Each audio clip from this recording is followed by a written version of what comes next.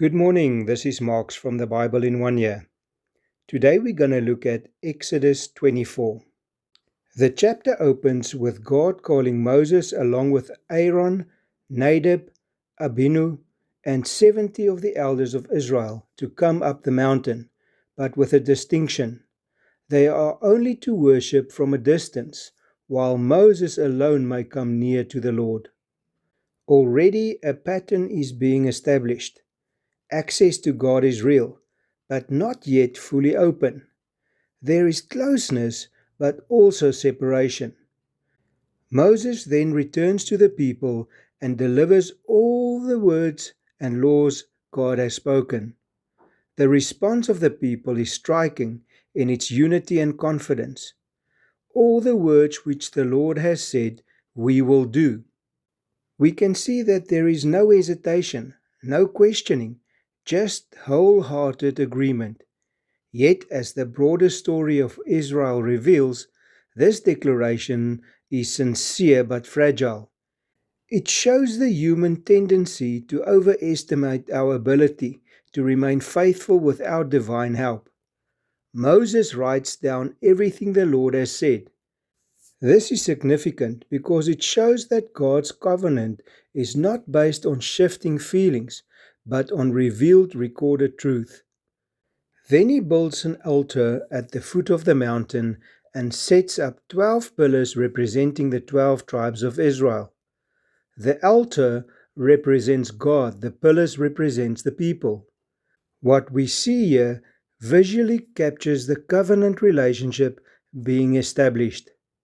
Young men offer burnt offerings and fellowship offerings. Then comes one of the most powerful moments in the chapter. Moses takes the blood of the sacrifice, divides it, and sprinkles half on the altar and half on the people. As he does this, he declares, "This is the blood of the covenant that the Lord has made with you, in accordance with all these words." Blood here is not symbolic in a casual sense. It represents life. The covenant is sealed with life itself. It is binding and irreversible. The people are now joined to God in a covenant relationship marked by sacrifice. After this, Moses, Aaron, Nadab, Abihu, and the 70 elders ascend the mountain. What they experience is extraordinary. They see a manifestation of the God of Israel. Under his feet is something like a pavement made of sapphire, clear like the sky. They see him, and instead of judgment, they share a meal. They eat and drink in his presence. This moment reveals something beautiful. Covenant leads not only to obligation, but to fellowship. He is inviting his people into communion.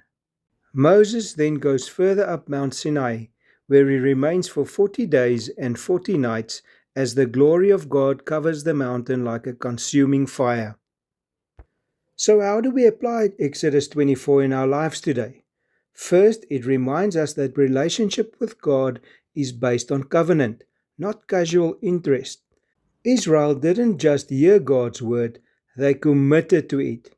In our lives, it challenges us to move beyond hearing scripture into obedience. It's easy to agree with God's word. It's harder to align our daily choices with that same word. We also see that in the Old Testament, it was the blood of animals that sealed the covenant. This points forward to Jesus, whose sacrifice established a new covenant.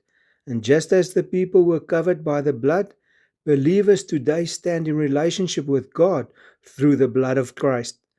This should shape how we see grace, not as something cheap, but as something costly and sacred. When they shared the meal in God's presence, it shows that God desires fellowship, not just obedience.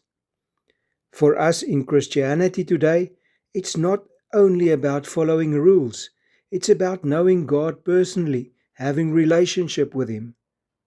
And finally, the image of God's glory as a consuming fire reminds us that God is holy. We don't approach Him casually, but with reverence. But now through Christ, we are invited into the presence without fear. In short, Exodus 24 calls us to commitment, reverence, obedience, and relationship.